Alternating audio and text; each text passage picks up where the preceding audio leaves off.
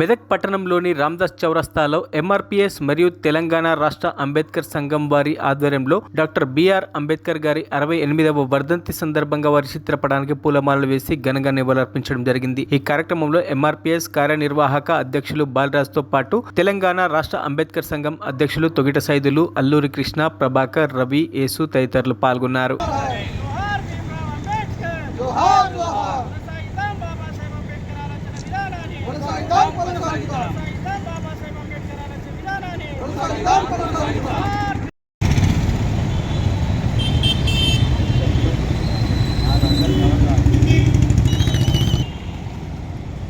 ఈరోజు బాబాసాహెబ్ అంబేద్కర్ గారి 68వ వర్ధంతి రోజు సందర్భంగా అందరికీ జైభీములు. వాస్తవానికి బాబాసాహెబ్ అంబేద్కర్ గారు ఈ దేశంలో కనుక పుట్టి ఉండక ఉంటే చాలా ఇబ్బందులు ఏర్పడేవి.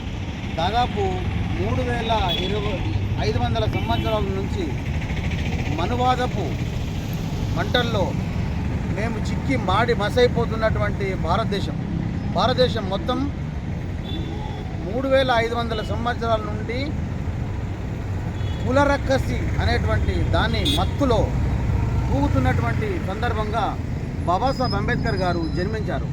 1896 ఏప్రిల్ 14వ తేదీన రమాబాయి రామ్జీ మాలోజీ సక్పాల్ గారికి 14వ సంతానంగా బాబాసాహెబ్ అంబేద్కర్ గారు జన్మించారు. తాను స్కూల్లోకి 7 సంవత్సరాల వయసులో స్కూల్లోకి వెళ్తే బడి వెలివేసింది. చాలామంది వెలివేసారు. అక్కడ ఉన్నటువంటి విద్యార్థులు, అక్కడ ఉన్నటువంటి ఉపాధ్యాయ బృందం అందరూ కూడా అతన్ని వెలివేసి మీరు బయటనే ఉండాలి, మీరు చదువుకునేటువంటి హక్కు లేదు మీకు అని చెప్పేసి అతన్ని అంటరాని వాటిగా చిత్రీకరించి చాలా ఘోరమైనటువంటి అవమానాలకు గురి చేసినటువంటి సందర్భం. డాక్టర్ బిఆర్ అంబేద్కర్ గారి వర్ధంతి సందర్భంగా అందరికీ జై భీమ్. మరి డాక్టర్ బిఆర్ అంబేద్కర్ మన భారతదేశంలో పుట్టడం మన భారతదేశానికి అదృష్టం.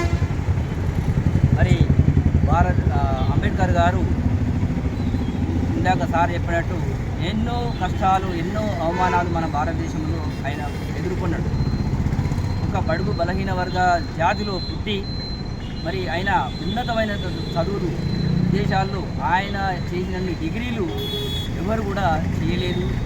మరి అటువంటి మహానుభావుడు మన బడుగు బలహీన వర్గాలు మరి ఎంత వెనుకబడి ఉన్నాయో, మనము ఎంత హీనంగా బ్రతికినమో అవన్నీ చూసి మరి ఆయన తరించిపోయి నా తర్వాత నా జాతి వాళ్ళు ఈ విధంగా అవమానాలకు గురి కావద్దని చెప్పి ఆయన పూనుకొని మరి ఆయన యొక్క మేధావితనాన్ని, ఆయన చదువులను చూసి ఇంత పెద్ద మేధావి మన భారత. నేడు బాబాసాహెబ్ అంబేద్కర్ గారి 67వ వర్ధంతి సందర్భంగా ప్రజానికానికి నివాళులర్పిస్తున్నాం.